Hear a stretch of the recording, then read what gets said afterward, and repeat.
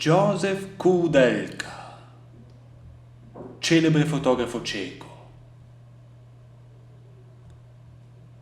La sua è stata una carriera peculiare, accompagnata da determinati eventi storici. Alcuni di voi forse lo ricorderanno per il celebre reportage dell'invasione russa a Praga nel 1968,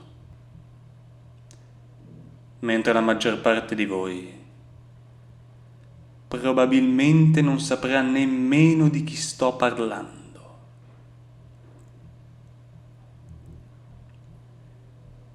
Questa presentazione ha come scopo quello di riscoprire questo artista attraverso la trattazione delle sue opere fondamentali.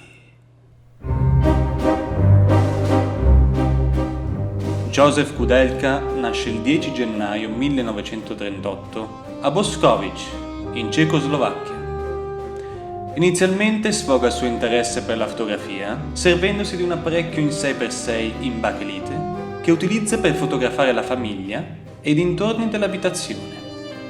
Nel 1961, grazie alla sua prima mostra fotografica, inizia ad ottenere commissioni da riviste di teatro. Incomincia così la sua carriera, fotografando con regolarità il dietro le quinte delle produzioni sceniche del teatro di Praga.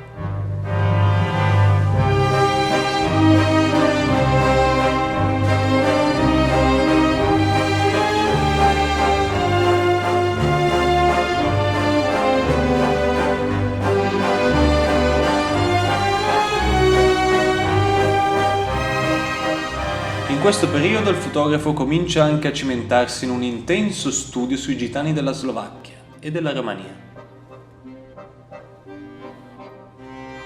Di fronte alla disarmante fotogenia di quei gruppi di famiglie così eterogenei, Koudelka mette in posa sguardi, riti, corpi e oggetti, testimoni di una stravagante gioia di vivere.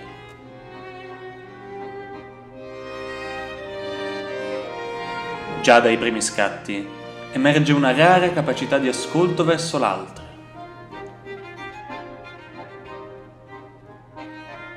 Ma è senza dubbio la primavera di Praga, il trampolino di lancio verso il successo del fotografo.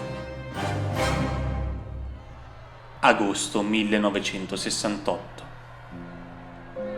Koudelka rientra in Cecoslovacchia dopo un viaggio per un servizio fotografico sui gitani.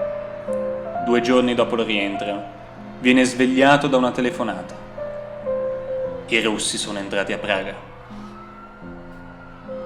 Il fotografo si precipita in strada, mentre le forze militari del Patto di Varsavia entrano a Praga per soffocare il riformismo ceco. Le foto scattate sono destabilizzanti.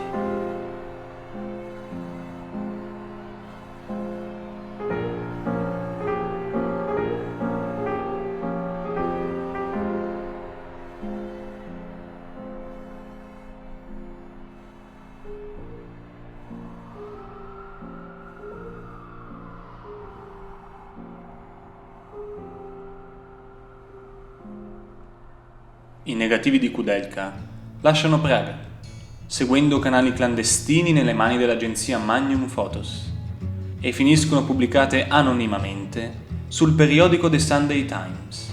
Le immagini di quegli eventi diventano drammatici simboli internazionali e nel 1969 l'anonimo fotografo ceco viene premiato con la Robert Capa Gold Medal per la realizzazione di fotografie che richiedevano un eccezionale coraggio.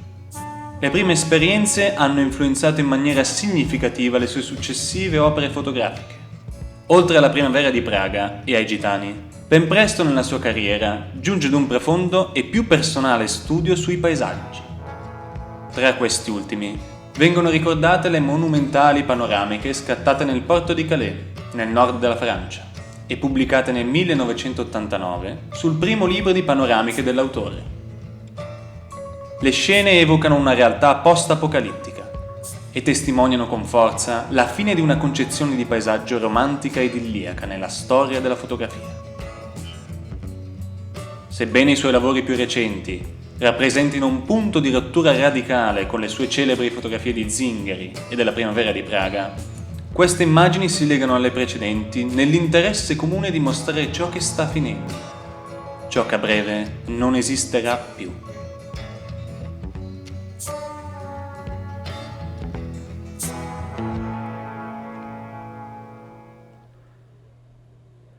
Nei suoi studi paesaggistici più recenti, l'autore continua a muoversi con l'approccio del reportage attraverso i luoghi in cui l'uomo ha modificato con l'urbanizzazione, con lo sviluppo industriale, con le guerre, il paesaggio che abita.